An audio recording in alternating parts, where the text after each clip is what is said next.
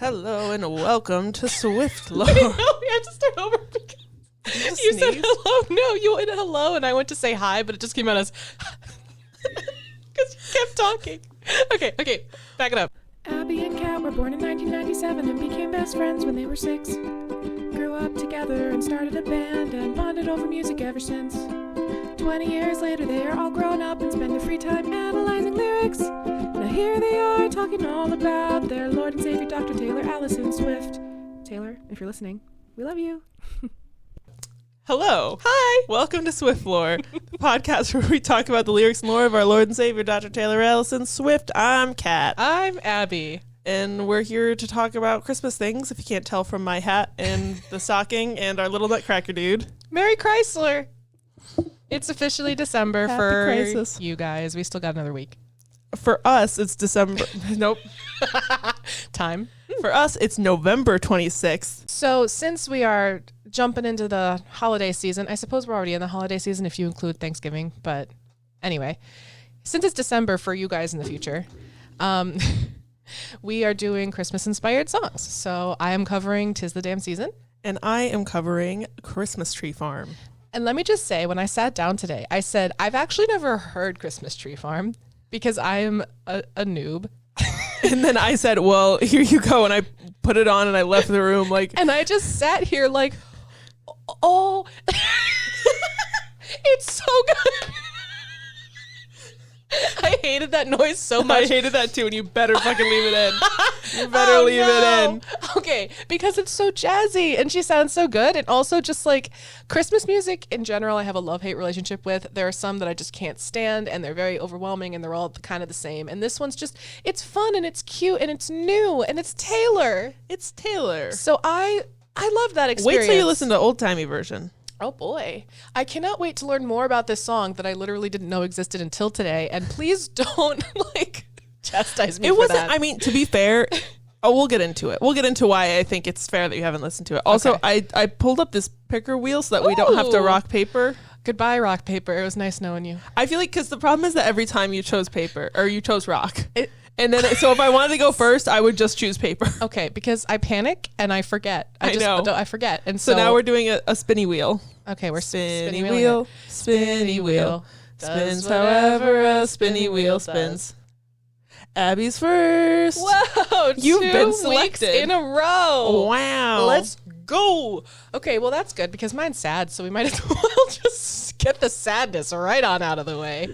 All right. 'Tis the damn season. I'm excited for this one. I love this fucking song. I love it too. I think I cried to the song on Friday, just for no reason. I don't have any emotional connection to it at the moment. You don't need a reason. So my first note here. Remember when I said Vigilante Shit was the only Taylor song with the swear word in the title? I was wrong. Well, damn is like kind of not a swear word. Isn't it in the Bible? Doesn't that mean you can say it? Or is that a rule I just made up in my head? I don't know where you got that rule, but I don't think it's a rule. It's kind of like when we were little and your mom told you that you could swear if it was singing along with the song, but not otherwise.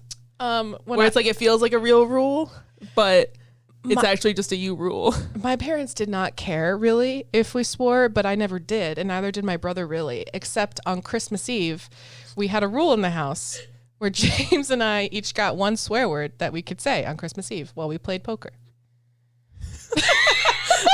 Christmas Eve poker as you play. Well, it was like a kid's version. It's called Garbage, and I could go into the. Oh yeah, I used to play. I used to play that. I can't remember how to play, but I know I played it. It's really, really easy. You probably and taught me how to play it. Probably. It's just like a little kid's thing, and so that was the thing, is I could be like, damn, whenever I missed something, and that was like our rule. So damn conclusively is a swear word That's what we because decided. she was allowed to say it during garbage. Exactly. And that's in the Bible. That's Abbyans 27. It's my verse. Anyway, okay. This song, the title is stylized in all lowercase because she's cool like that. That's Folklore Evermore. Which I love. Stylistically, I love that choice. It's the 4th track on Evermore, which is her Night album. It came out 2 weeks before Christmas in 2020. I was trying to think about what happened in Christmas 2020, and I think my dad had COVID. I know it was just a bad time. Like, what a traumatic time for everyone in the whole world. Yeah. COVID, man. I mean, I know it's still out there, but like that period of life, like, was awful, but I'm so glad that we had Evermore and Taylor Swift to get through it. True. And then I just wrote "'Tis the Damn Season Indeed." What was I doing? I wrote this at 2 a.m. You can tell.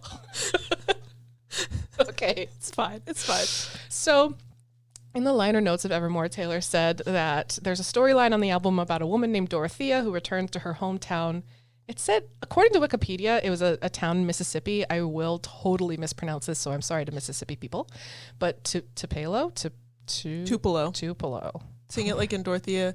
Stars in your eyes shine brighter in Tupelo. Oh, okay. Yeah, so again, me and my auditory processing disorder, I probably thought she was saying two below, even though that doesn't make sense, like in a sentence thing, but I just vibe. Fair enough. Anyway, so it says that Dorothea goes home for the holidays and reunites with an old flame, and it's probably referencing the song. And by probably, I mean it's referencing the song. That's what this song is about. It's in tandem with the 8th track of Evermore, Dorothea, which we just talked about. And that's from the perspective of the old flame, the lover, which is fun. It's so cute. Taylor wrote this during the Long Pond studio session overnight while drunk, and then presented it to Aaron Dessner the next day at 9 a.m. And he said his brain exploded. Fair enough. Like, actual quote. And honestly, mine did too when I first heard this. He's right. This song peaked at number 23, which is Cat's lucky number, on the Billboard Global Hot 200, and was performed at the Eras Tour on nights when No Body, No Crime wasn't. So like most nights. Also, Wikipedia, or someone, there was a quote from someone that said that this song spins a twist on traditional Christmas balladry. Interesting. I was like, I don't actually have thoughts, just that. I saw somebody else that argued that the song is about Thanksgiving weekend and not about Christmas. Yes, I have seen that theory. I saw that theory when I was researching it too. And it could be. It could be. Who's to say? Who's to say, Taylor, I guess. Or me. Like, I decide no. Me, as in every person listening to it can have their own interpretation that are all valid. True. This song received widespread critical acclaim. People went feral for it. I went feral for it.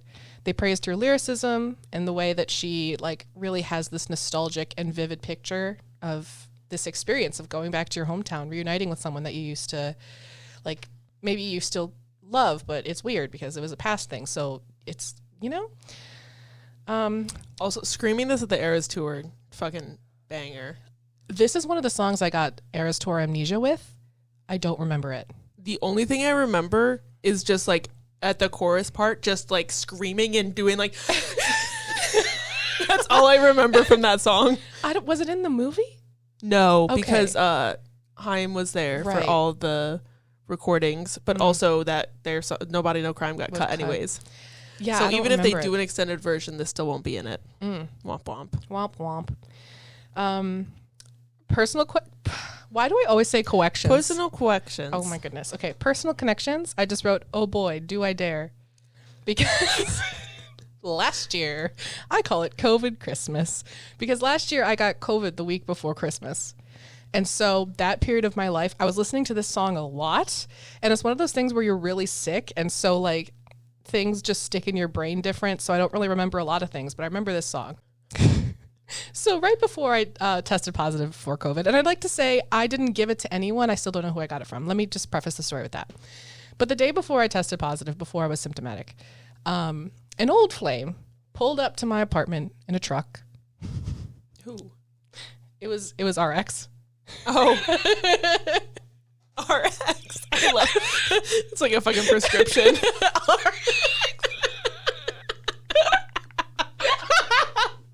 Okay, I say RX because Kat and I both dated this person. But anyway, showed up in a truck on Christmas season. That's so fucking 'tis the damn season coded. I know, because we were like high school sweethearts. It's just like, let me just. No, literally. And I told, he knows this, because I told him, I'm like, this whole thing is very 'Tis the Damn Season coded, and I think I sent him the song. Because I have no chill. Like, we're really good friends, so I have no chill with this, but just, like, the vibes of it all is all, like, it's very 'Tis the Damn Season coded. And I just had to bring that up. Okay, lyrical analysis. Let's get to it. So it opens with Aaron Dessner's instrumental. He worked on this music. I think the instrumental was done before the lyrics were, and he had it done for a while. I just love this. It's such a calm, like, it sets the scene. Because usually Taylor, with her lyrics, sets the scene. And she starts off talking about little details of, like, where they are and what's happening. But I feel like the music on its own in this one just makes you feel, like, kind of warm. And it's also a little Christmassy somehow, or, like, wintry. The music, like... The vibe is giving like stick season, like the season. It's just, and then also it is kind of giving stick season thong. The thong. The stick season thong. Noah Khan, merch idea. He would do that. It's like when Hosier made his thing on his website, Take Me to Merch. Did he really? Yeah, someone said it for the meme. And he was like, bet. This song is very stick season coded in both the literal weather vibes and the lyric vibes. Yeah. So the first line, if I wanted to know who you were hanging with while I was gone, I would have asked you. Which it starts off like right out of the gate. They have a rapport. You wouldn't just say this to someone. Yeah. Like, I guess this could be taken as her being kind of bitter and sad about him being with other people, but that's not how I interpret it. No. It's her being like, if I wanted to know, like, they have this relationship already where she's like, we don't have to worry about anything else that went on since I was gone.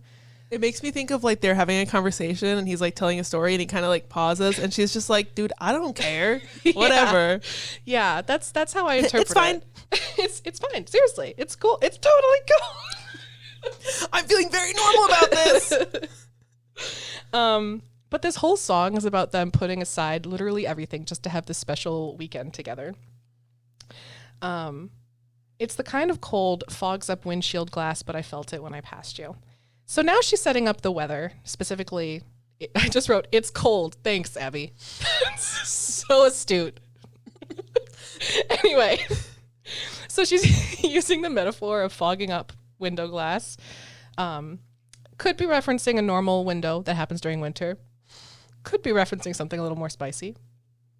We've all seen Titanic, probably. You know, I actually haven't, but I know that scene. Everyone knows that scene. You haven't seen Titanic? No. Should I see it? Yeah. Okay. We'll watch it next time we have a sleepover. Okay. So when she says I felt it when I passed you, that could be like she feels the coldness, or it could be something else. It could be a lot of things. But she just felt something abrupt when she saw him that completely clouded her vision like it did the windshield glass. I love that. I've always thought of it as like she gets that like blast of warmth when she sees him. And it's like when you breathe warm air onto a cold glass and it fogs it up. Oh. Which lines up with your interpretation. Yeah. That's really cool. I just love her. I love Taylor. I just love her so much. There's an ache in you put there by the ache in me. Hello? Okay. Aaron Dessner called this line instantly relatable. It is. It also is instantly ow. It's instantly ow. It instantly aches. Because it's like that when you break up with someone because like, you know, like because, you know, you're moving to Hollywood to be a, you know, try to be an actor like Dorothea. And like, you know, you don't want to do long distance and like it's not going to be good for you guys. So you got to break up. Right. But you got ache. Yeah. And I wrote, it's a, okay, 2 a.m. Abby kind of popped off a little bit. I'm not going to lie. She wrote, I wrote, 2 a.m. Abby's a different breed. It's 2 a.m. It's a reciprocal pain that they carry for each other and by each other. So also just as a general concept, an ache is like feeling sore. It's like a yearning. It's an enduring discomfort.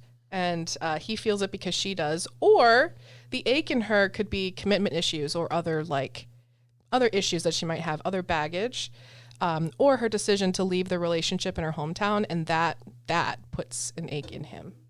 So there's a lot of, again, there's just so many interpretations of this. So I can't cover all of them.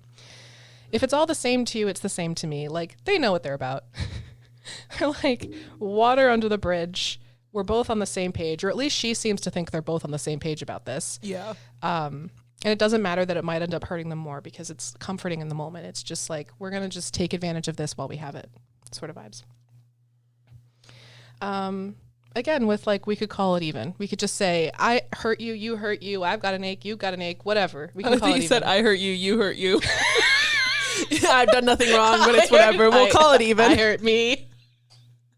That's Abby talking. I hurt me. I hurt my own feelings constantly. You're doing it right now. Truly. Okay. You could call me babe for the weekend. I just wrote, what a cool way to say let's hook up. I actually wrote, let's hook up and tempt our unresolved feelings, which, fair enough. I have, my discussion question is kind of about this, but this is a bad plan. This is bad. It'll be fun. We'll call it even. We'll hook up for the weekend and then we'll both go our separate ways and be totally fine. Nothing will be wrong. It's fine. Okay. There's parallels. Hooking up with your ex. Yeah. There are parallels to some other songs like Cardigan, Giving Me Your Weekends. It's nice to have a friend, call my bluff, call you babe, stay in bed the whole weekend, and blank space. I can make the bad guys good for a weekend. Just weekend things. Okay, the title, 'Tis the Damn Season. So it's a play on like, 'tis the season to be jolly. That's like the thing. It's supposed to be this joyous occasion, and she's almost cursing it. She's like, 'tis the damn season. Now's the time to be doing shit like this, is basically what she's saying. Again, it's like a bitter, dry humor in this song, if you look for it, or if that's how you interpret it, which is how I interpret it. It also makes me think of like when you come home for the holidays and like, I don't know about where other people live, but in Rochester, it's like there's nothing to do because it's just like cold and you can't go outside and like... Mm-hmm. There's only so many indoor restaurants that you can go to before you run out of stuff. It's like, sure. 'Tis the season. What the fuck else are we going to do but make poor choices? It is a great time to make poor choices. Don't make poor choices. Don't do it. But seasonal depression really just hits sometimes, you know? Okay. So for Write This Down, she's basically saying we have to remember this for next time. Or maybe she's saying, like, listen to me. Like, even though this is short term for the weekend, I really do care. It could be either way. Also, Genius really, really went there. Whoever wrote for Genius the lyric breakdown for this, I just want to say, wow. Because I wrote this whole quote down.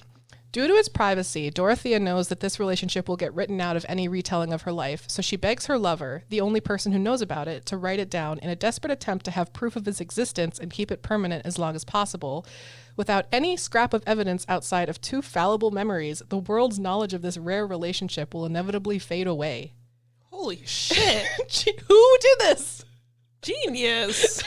Literally. Ouch. Who did this? Who wrote that? I also, in my locket that I'm wearing right now, I have on the inside, when you open it, there's a little scroll that says, write it down how you got here. Just a quote from Turtles All the Way Down, one of my favorite books. Banger. So I just had to reference that. Still haven't read that. I need to.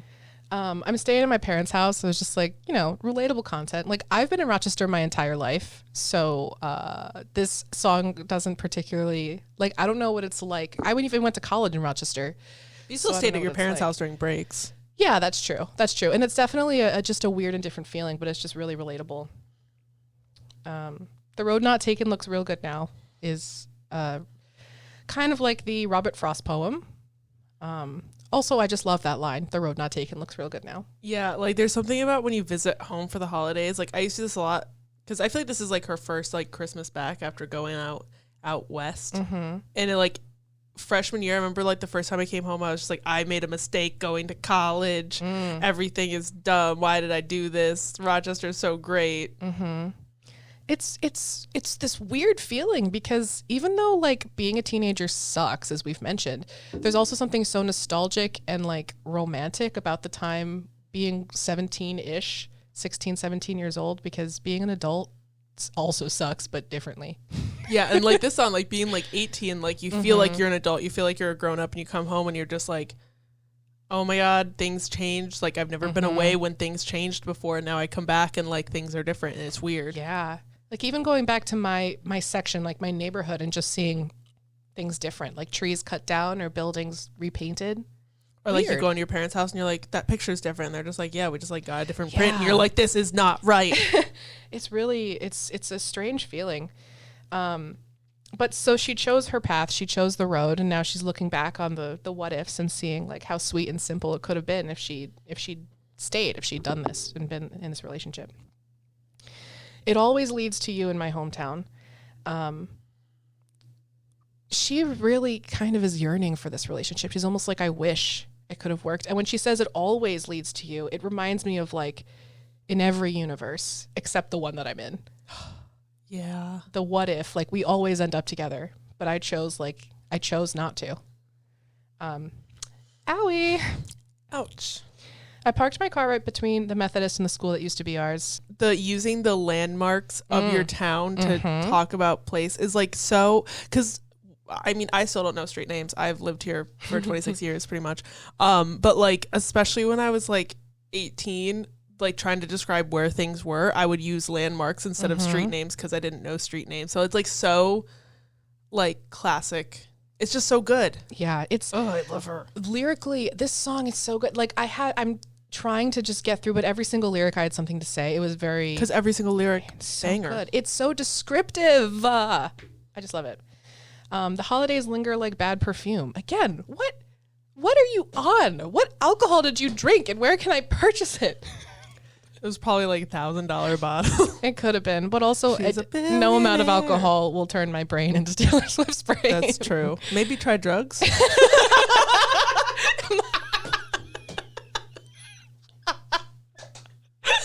Don't do drugs. Don't do them.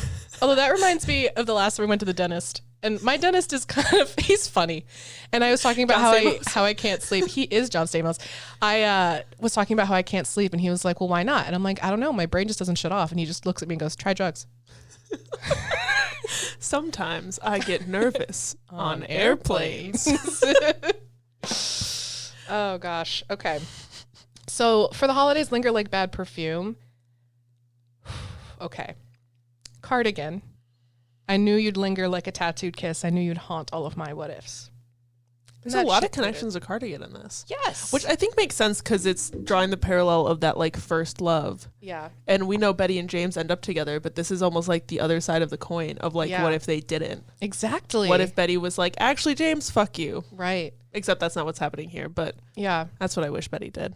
I just feel like all these stories are kind of interconnected. Like those movies like Valentine's Day or Love Actually. Yeah. I don't know why I'm like Valentine's Day. That has Taylor Swift in it, so that's why. Fair enough. But those movies where it's so many different characters, but then they all intertwine and interact in different ways, and the stories all come together, and that's what Folklore and Nevermore feels like to me. Yes. You can run, but only so far. Like she's always reminded of this place, even though her life has been set up so far away. Okay. I escaped it too. Remember how you watched me leave? Leaving like a father. What the fuck was that noise? I think I just exorcised a demon. Ladies and gentlemen, I have died. I hate that. I have died dead. Put it back in your mouth. No. That's not how it works.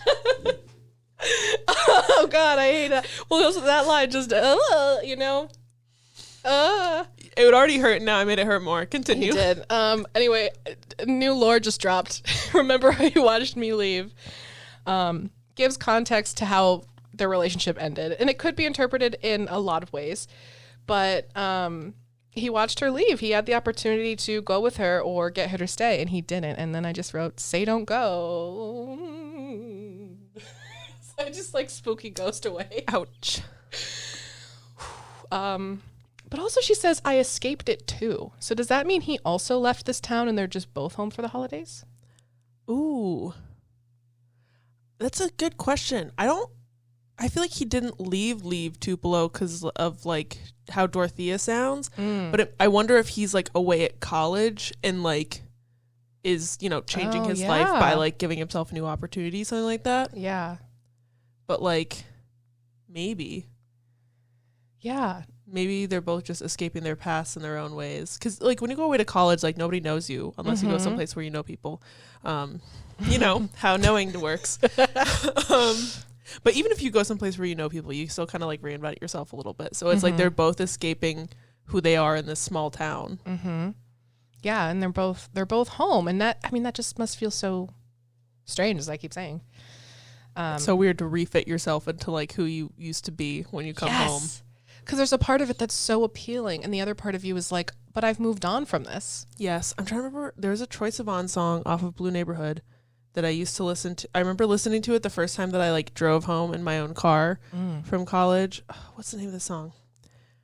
I like, it's not Blue Neighborhood, but it's Suburbia. If you really want to cry as you're passing by, like, landmarks in your town on your way to your house, listen to Suburbia by Troye Sivan. If it's okay with you, it's okay with me. Very similar to, if it's the same to you, it's the same with me. And this is them just accepting their situation. And I just wrote, can we just skip it? Which is a Buffy reference. I just have to throw Buffy references in when I can. And it's like, I can't remember what this is from, but it's like, yeah, so it's from a Tumblr post. Of course it is. Listen, I saw it on Tumblr, used to be I saw this TikTok.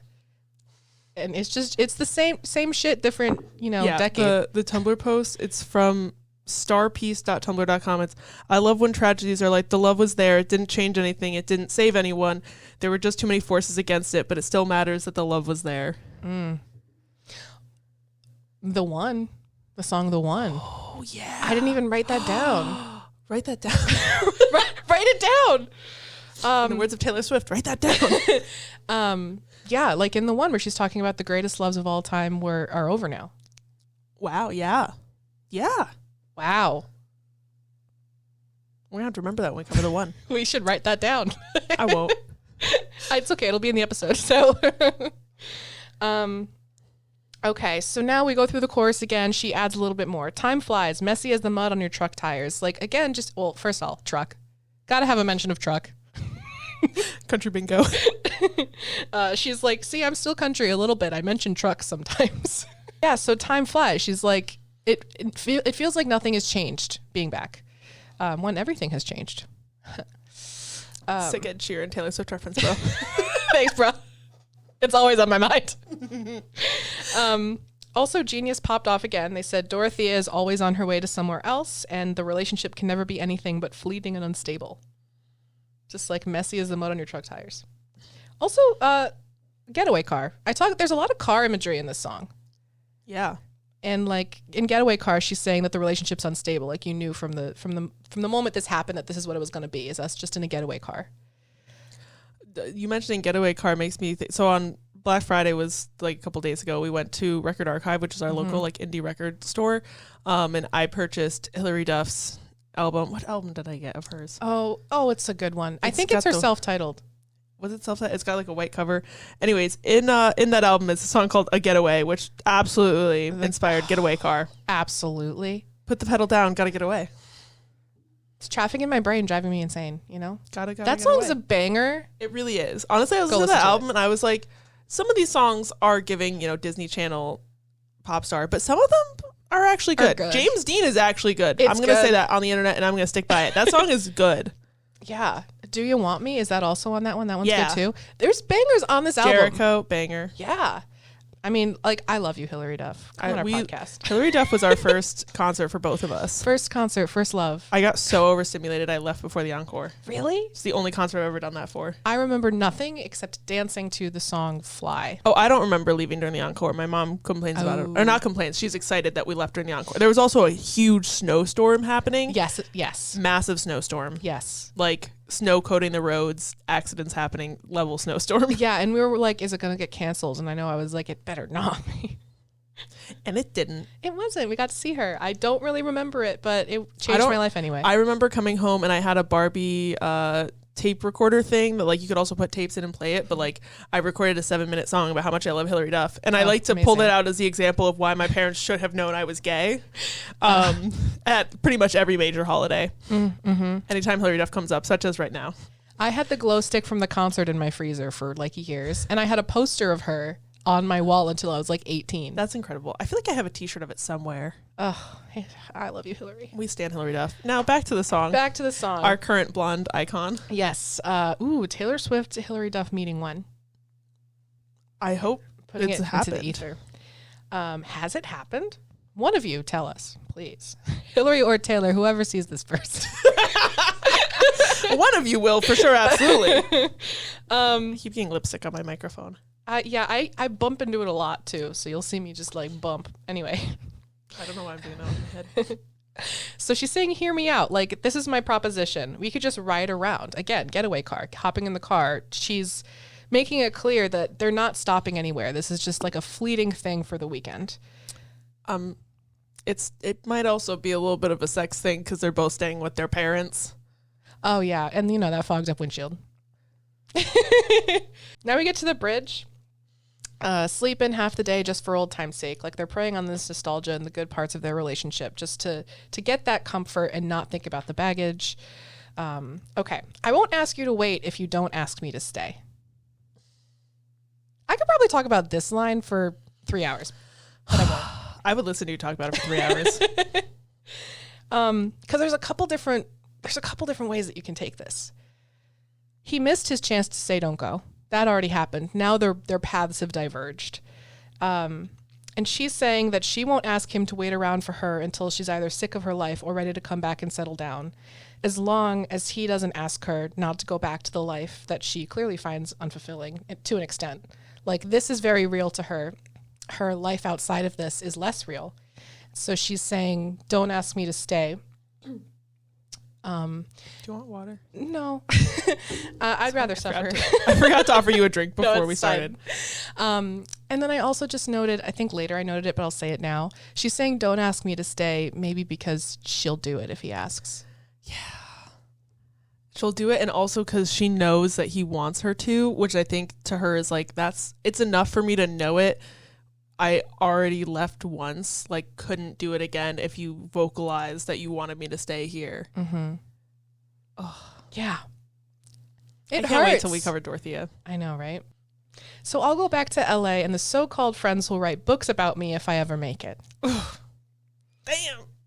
She's roasting these friends. She's saying they're fake, kind of like in Enchanted, where she's saying, was it Walls of Insincerity or yeah. She's talking about these people that are fake. They're insincere. They're not authentic because that's the world. That's the acting world. Yeah, because everybody's there trying to become famous and trying to like become friends with who they think is going to make it big, so that they'll get like famous by exposure. Right. And she's saying, like, the moment that Dorothea, gets famous, these so-called friends will take advantage of that to cash in on 100%. It, to write a book. And this could also parallel Taylor's experience, because she writes a lot about the downfalls of fame. In, like, This Is Why We Can't Have Nice Things and The Lucky One, to name a few. Nothing New. Yeah. To name another. There's more. Wonder about the only soul who can tell which smiles I'm faking. Are you kidding me? We didn't even want to wait to the end of the sound effect. That was just an immediate scream. Oh, my Lanta. I think I just released something with that scream. Oh, my God. That felt kind of good, not going to lie. Wow. Okay, this line really gets to me because, like, what a way, again, like, the way that she describes these things. This is a person that the only soul, which, by the way, I just love the use of soul. Oh, so good. That knows when she's being real and when she's pretending. The only person. Like, and that's just so, because it's like, it kind of like alludes to like soulmates too, where it's like your soul knows my soul. Like, it's like your soul knows. A deep connection. It's not just like you're the only person who knows. It's like you're the only person who in your soul can look at me and know what I'm feeling. Like, yeah. And it reminds me of Fleabag season 2. You would hate it because it's got cringe comedy. I know. I keep wanting to watch it, and then I'm like, I'm not going to like it if I watch it. Not that I wouldn't like it, but I cannot do cringy comedy. I get it.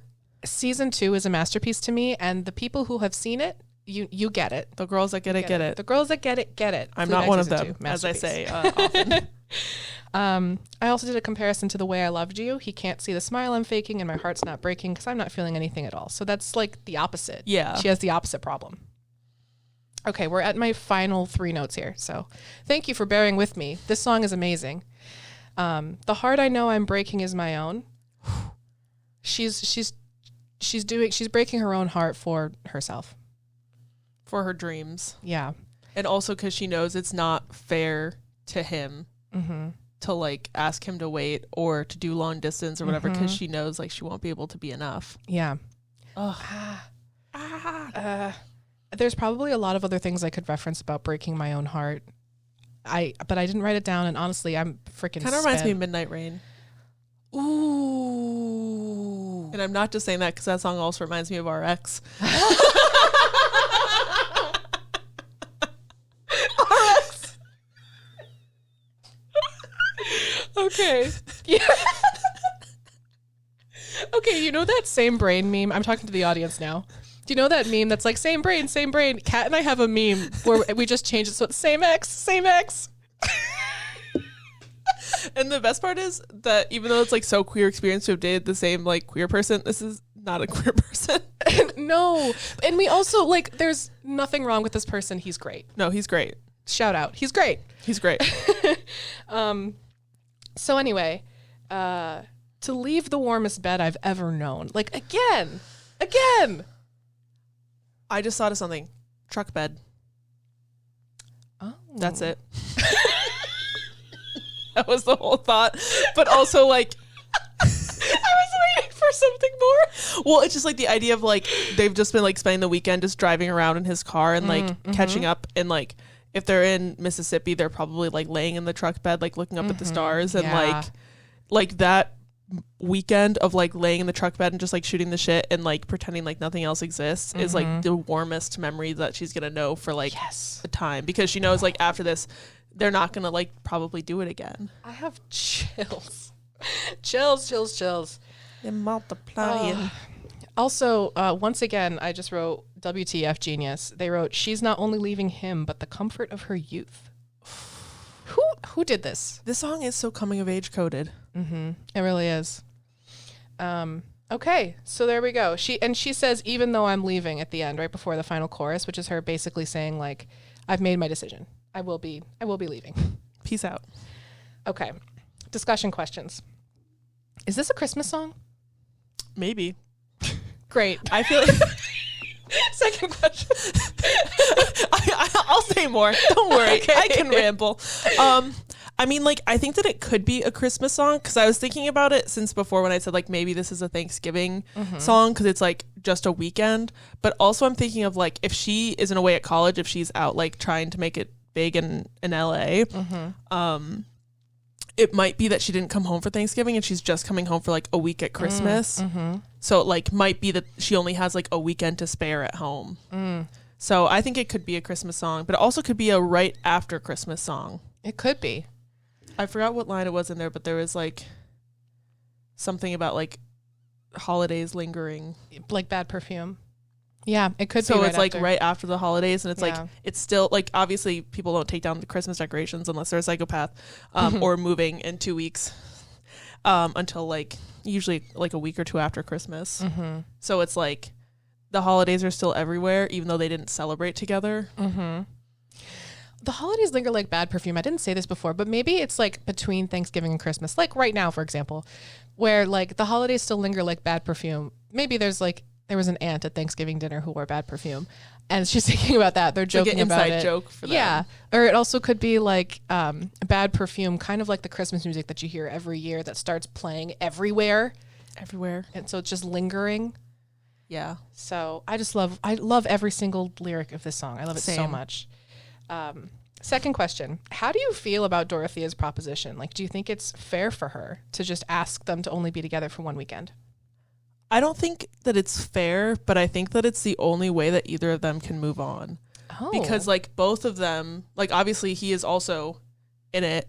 And like we know from Dorothea that he's just like, if you ever want to come back, like I'll be here. I'm waiting for you. Even though she's like, don't wait for me. Like she's saying that. And that's, I also think why she says the heart I know I'm breaking is my own, because she knows she's never going to come back. And he's going to keep like his heart open and not quite broken, hoping that she's going to come back. So this is like her goodbye. Yeah. It reminds me of like this like, as everyone in the book that I wrote that no one's read because nobody wants to publish it. I'm not bitter. Like the scene with John. Like that's what this song reminds me of. Yes. I've read the book, guys. She's read the book. It's very good. There's like a like dramatic goodbye kind of chapter. Which was one of my favorite. It was one of my favorite parts of the book. And there were a lot of great parts. But I really did like that. Thinks so. And I think it's because of our ex. That's true. Because he is so wonderful. And so spending time with him, it is very much a what if situation. What if it had worked out? But ultimately, it's not right. Yeah, I don't think it's fair, but a fair decision to do. But I think it's human. Yeah. And I think also part of it is that she's like thinking like I can go back and it can be exactly the same. And then she also does this and realizes that it never will be.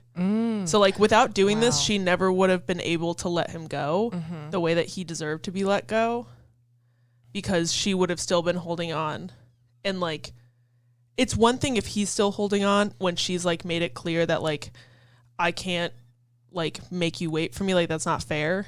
Like if it's his choice, but if like she's kind of like maybe every weekend, it's like, no, it's just this weekend. And then it's like, it. And I also think she really needed this. Yeah. She needed that weekend of feeling comfort and love and authenticity just to remind herself that those things, there are still beautiful things, you know? Oh, yeah. Ooh, wow. Ooh. That was 'Tis the Damn Season. We were in our feels for that. We were in our feels. And now, Christmas. Christmas Tree Farm. Woo! This song is a Christmas single that she released on December 6th, 2019. Oh, it's recent. She wrote it on December 1st, 2019. And she wrote it in like a day and then contacted a producer whose name I forgot to write down. She was in London. And they like recorded it the next day. They got in the big choir to sing like the backup vocals at the end in like a day. And then they just did a really quick turnaround and like put it out. It was announced on December 5th, 2019 on, I forgot to write it down, but I think it was Good Morning America. And there's like a behind the scenes video where she literally goes day by day of the writing process of her being like, I have this idea and it'll be like, in my heart, there's a Christmas tree farm. And then she's like, but at the beginning, it'll have this like nostalgic thing and it'll be like, do, do, do, do, do, do, do. Because she's just a fucking genius. I love seeing her songwriting process. It's so, I'm going to send you this video to watch because you'll love it. Okay. There's also a music video for this song that's like all old home videos, because if you did not know, Taylor Swift grew up on a Christmas tree farm in Pennsylvania. So she like has this very, nostalgic connection to Christmas tree farms and to Christmas. And like, she's always said Christmas is like her favorite holiday of all time. Her birthday is December 13th. So like, it's good that she likes Christmas because there's always Christmas stuff happening around her birthday. This song debuted at number 2 on Billboard's Digital Songs chart, which was her 49th entry into the top 10 of that chart. Record breaking.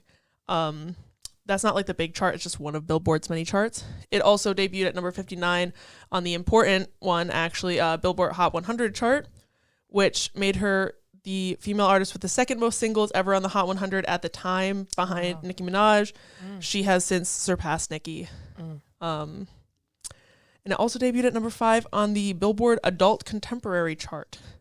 Wow. So it's a banger. I mean, it was really good. When I was listening to it, I was like, because I thought it was on her debut for some reason. So in 2007, she did release a Christmas EP, but it was all covers. Oh. I thought it was going to be that era of Taylor, though, because I knew that she had Christmas songs. Gotcha. Yeah, she wrote this during Lover. So this was the single in between Lover and The Man. Okay. Yeah, because I don't listen to the earlier music. So I was like, it could be from there. And then you started playing it. I'm like, this doesn't sound like early Taylor. No, this is 2019 Taylor. I love it. I love it so much. And I love it's the giving jazzy sound. It's so fun. Oh my God, she sounds incredible. There was also an old-timey version that was released on November 22nd, 2021. I don't really listen to that one very often, but like it's fun too. We love a old-timey moment. This was performed twice. In both times were in 2019. So on December 8th, which is, 2 days after it came out, a week after she wrote it, at the Jingle Bell Ball in London. And then on her 30th birthday on December 13th, she sang it at iHeartRadio's Z100 Jingle Ball in New York City. That's so cute. She's so cute. We love her. We love her. In terms of my personal connections, this is the first song on my Fuck It Christmas music playlist, which I made in 2020 or 2021 when it was too early to be listening to Christmas music. But I said, fuck it, I want to listen to Christmas music. And now that's my go-to Christmas playlist. And maybe I should change the title, but I won't. In terms of lyrical analysis, this isn't really that deep of a song. I'm going to be real. It's just like a fun little Christmas song. It's just nostalgic, cute, Christmas vibes. Being with the person that you love around the holidays and having that image of the perfect ideal holiday. It's just cute. She's cute. She's a cute little song. This is now honestly up there in my top Christmas songs. It's a really good Christmas song. Sabrina Carpenter just came out with a Christmas EP, which if you haven't listened, really fun. She came out with Nonsense Christmas last year, which is a fun little it's a Christmas version of her song Nonsense. With lyrics such as I think I only want you under my mistletoe. Gonna change his name gonna change his contact to has a big North Pole. I love Sabrina Carpenter. I saw a TikTok once where I guess there's this one line from one of her songs where in every single city she's in when she's performing it, she changes Nonsense. It's the outro of Nonsense. Okay. Yes. Yeah, and I watched a compilation. It's so good. She even does it because she's opening for Taylor right now. She does it for every show. Amazing. It's so cute. So back to the song we're actually talking about. Right. I'm trying to vamp a little because I don't have a lot. Oh, we can vamp. We can vamp. You know we can.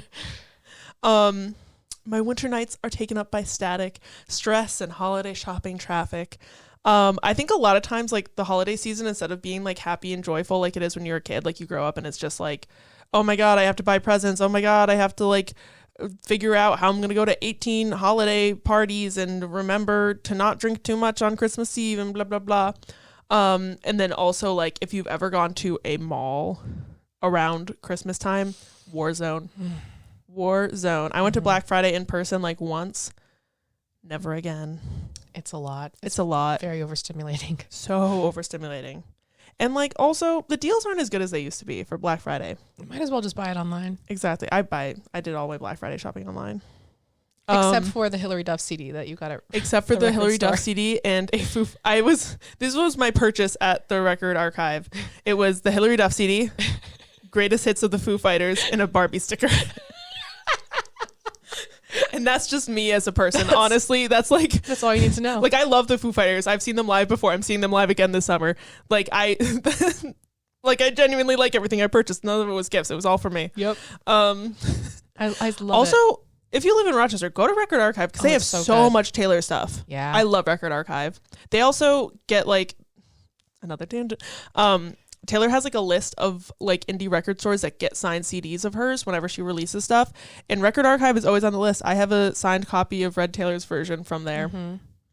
It'll probably, once I move in a couple months, in a month and a half, that's so weird, that's coming up, we're gonna have a whole actual Taylor Swift themed background. Yes, we'll probably hang up that CD. Yeah. Oh my gosh, I'm so excited. I'm so excited for have an actual podcast set and not just my bookshelf. That's also my Zoom background in meetings. I'm excited for you to be in a new space because this one has lived its course. It has lived its course. Of course. But I close my eyes and I'm somewhere else just like magic. We love a maladaptive daydreaming queen. She's just like me for real. Just like me for real. She's sitting in the mall parking lot and she's just I'm not here. I'm on a Christmas tree farm. Some people dream of, beaches and stuff. Not Taylor. She's on a Christmas tree farm where the people would come to dance under sparkling lights. Do people do that at Christmas tree farms? Do they dance? I've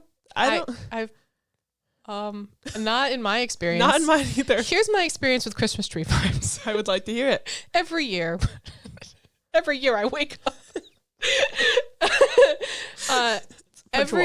Every year my family and I used to go get our Christmas tree. And we'd always accidentally picked the coldest day of the year to go. It was freezing. There were so many of us because it was me, my brother, my 2 step siblings, my stepdad, my mom, young kids all being annoying, getting to the Christmas tree farm. It's just so cold. Everyone's just mad by the end. We saw down this tree. No one cares about the tree anymore. We just want hot chocolate. The hot chocolate's bad. I love this. So therefore, my Christmas tree farm experience is not magical. So in your heart, there's not a Christmas tree farm is what I'm hearing. It's not, but I'd imagine that Taylor's Christmas tree farm it's not the coldest day of the year. True. And the hot chocolate's amazing. And perhaps less small children.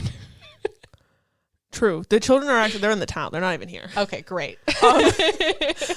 I would always my brother was in Boy Scouts growing up. He's an Eagle Scout. Why do we keep hyping up my fucking brother?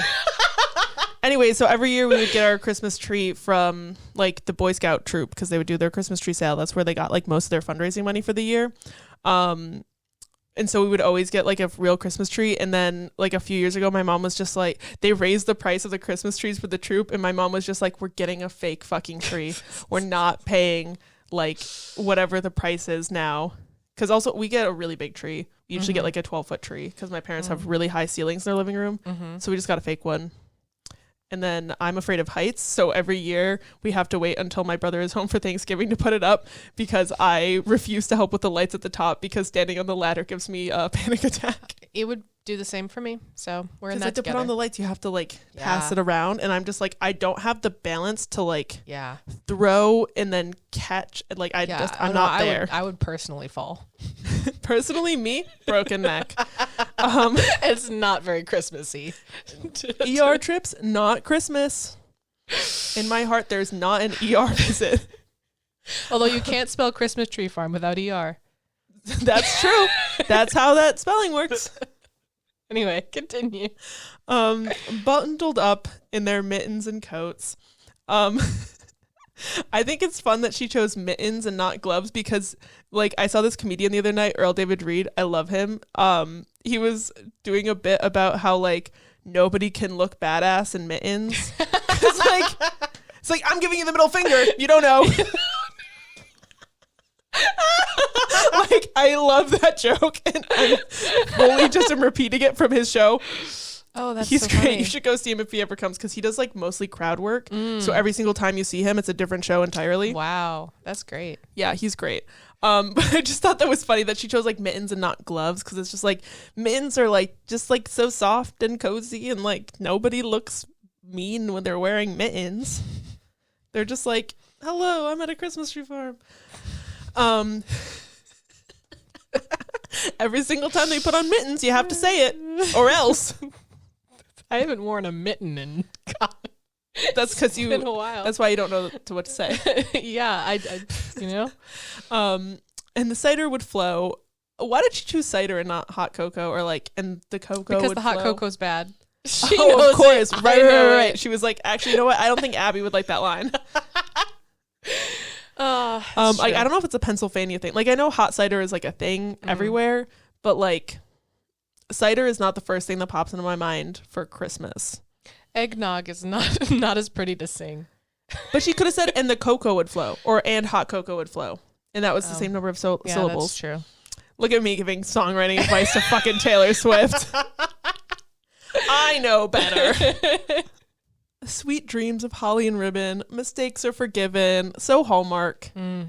So Christmassy. Like the classic Christmas. Like, oh, we're going to forgive everybody. You know, it's like we talk about country music bingo a lot. This is really Christmas music bingo. This is so Christmas music bingo. But I eat it up. We've got holly. We've got sweet dreams. That's it. That's 2 things. Got cider for some reason. Hot cocoa is missed. That was the free space, but she didn't even get the fucking free space. Got mittens. Got mittens. I think she said snow. She said Christmas. That's true. She does say Christmas. Christmas tree farm. Everything is icy and blue.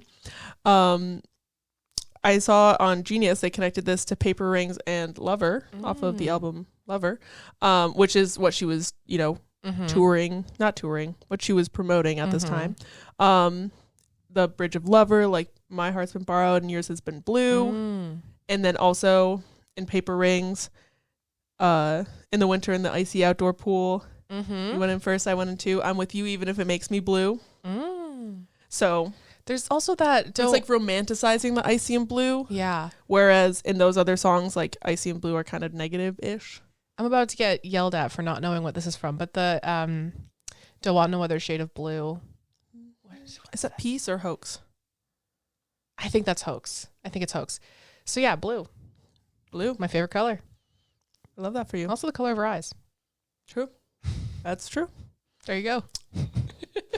The next line, and you would be there too.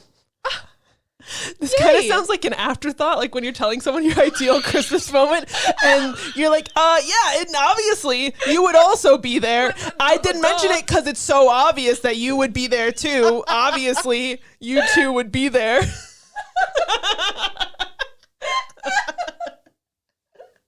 so right. I know I'm right. That's why I wrote it down. Write this down. I'm laughing so hard now, but it's just, and you would, you would be there. It could either be that of like the afterthought or just like, and you would be there too. Yeah, like when you're talking to your crush and you're just like, oh yeah, I'm going to this like party tonight. Oh, if you wanted to come, if you were there too, it'd be cool. If you were there, yeah, that might be chill. I'm normal. I'm such a normal person with normal feelings and emotions. It's fine. My neurodivergent ass. Anyway. Under the mistletoe, we all know what happens there. Watching the fire glow, or if you live in an apartment like me, watching the Yule log TV show on Netflix glow. And telling me I love you. Cute. What are you saying it back, Taylor? You don't mention that. Her heart's at the Christmas tree farm. She's like, and you would be there too, and you'd be telling me how much you love me. Yeah. But and what would you say, Taylor? Merry Christmas. Merry Christmas to you. Just be it in your arms takes me back to that little farm where every wish comes true. Such a cute way to say that being in your arms feels like home. Because, like, you know that, like, she grew up on the Christmas tree farm. So not only does it feel like home, it feels like childhood home. So it's, like, nostalgic, cute, sweet, innocent. Just a total vibe. I will say this every episode for so many lyrics, but just the way that she talks about common things. Like, in a lot of songs, you feel like home is everywhere. But she doesn't say you feel like home. She says it in these new ways that mean exactly the same thing, but are just so descriptive and, like, it's so good. So good. Verse 2. In my heart, there's a Christmas tree farm. There's a light in the barn. We'd run inside out from the cold. Oh, there's a barn. There's a barn at this farm. Farm barn. Farm barn. Well, I was just like, just a little country music bingo as a treat. True. Mm-hmm. Also the use of we. I'm like, she's got to keep the other person included because she forgot to mention them until the pre-chorus last verse. And you would be there. It's we. We'd be there. We'd run in outside from the cold. I wouldn't leave you out there. Absolutely not. Even though we have mittens and you'd be fine. Drama queen. And if you would have flipped me off, I wouldn't even know. So don't try. In the town, kids are dreaming of sleighs. And I said me planning my holiday party outfit for my office holiday party. Kids in 2023 dreaming of sleighs. They're dreaming of slaying. Slay queen. All right. But also it's like in the town, that's where the kids are dreaming. They're not here, which that's a dream. That made me think of the one time that I went to like actually chop down a Christmas tree. I went with our friend Ryan. And I was like, should I bring Shakespeare? And he was like, yeah, totally bring Shakespeare. And then we went and we didn't realize that like we went like on a weekday because we just like that was the only time we could find to go together. And like we didn't realize until we got there that they didn't have lights on, like any floodlights or anything the actual Christmas trees. Like, so we had to go chop down a Christmas tree in the dark and there was only 2 of us. And so I'm holding the dog and the flashlight and like he's doing all the work. I mean, it was his tree. Fair enough. But like, I just think it's funny that it's like and then there was these annoying kids they were fine. They were normal kids, whatever. It was me and my brother and my siblings from time early travel. 2000s. And they were like, can we pet your dog? And I was like, no, she doesn't like kids. Spear likes kids. She just likes jumping on kids. Yes. I think she likes people so much. She just gets so excited. Tall white men. She does not like. Except tall white men. She does not like, which really makes family events for me really exciting since most of my male relatives are over 6 foot and they're all white. There you go. So the kids, they're dreaming of sleighs. They're warm and they're safe. It's giving, what do you want for Christmas? World peace. I can't explain why. That's just all that line makes me think of that. It's like, all right, what if not world peace? I want the necklace from the Barbie movie, I guess. That's what I want for Christmas. They wake to see a blanket of snow. Love that. There's like nothing better than the first snow that sticks like the week of Christmas. If it happens after Christmas, then it's a bummer because you're like, why wasn't this here for Christmas? What the fuck? But like the week, like the couple weeks before Christmas, if that's when like the first snow sticks and you wake up and you look outside and you're like, oh my God, there's snow and the Christmas lights are already out and it's Christmas. Yay. Yay. Love that. The pre-chorus and the chorus again, they don't change this song. As we know, she really likes to change her choruses up, but not here. This is a quick little fun little ditty. Fun romp. She wrote it and made it so fast that she was like, She's like, let's have a fun little Christmas music bingo. And also you will be there. And you can be there too. I guess. Like, that's fine.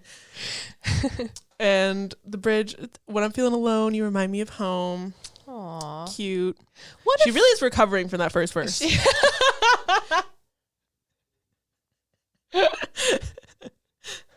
I was going to make a really cute comment about how, what if she's talking about like us as the audience. Oh. Like you can be there too and we can do all these things together. Oh, baby, Merry Christmas. So that's what she says. She says Merry Christmas. They're saying I love you. She's like, Merry Christmas. That's her response. And when the world isn't fair, I'll pretend that we're there. That's cute. It's so cute. Like going back to the little like happy memory, like whatever you said. Her happy place. This is her little happy maladaptive daydream. Aw. And it's like the place that reminds her of her childhood, and she's there with the person who loves her, and maybe she loves him too, who's to say? Baby, Merry Christmas to you. And then she cuts the chorus a little short. She just does the like under the mistletoe, watching the fire glow and telling me I love you.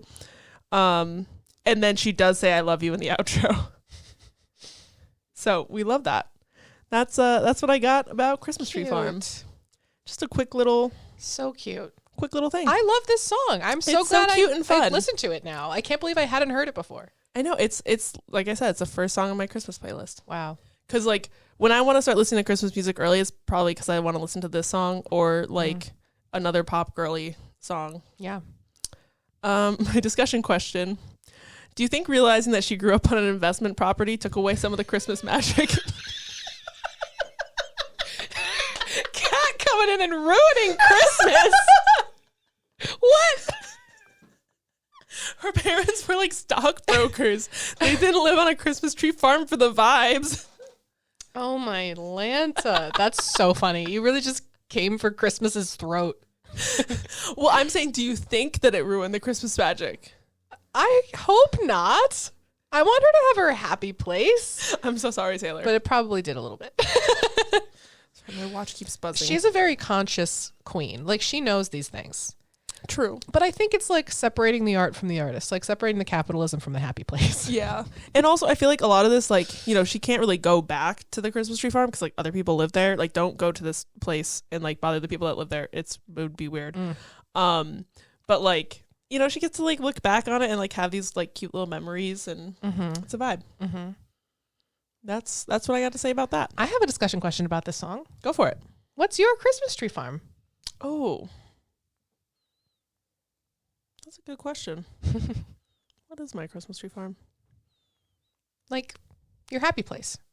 If you were to maladaptive daydream. Christmas happy place or just... No, in general. I'm trying to think. What's yours? You go first.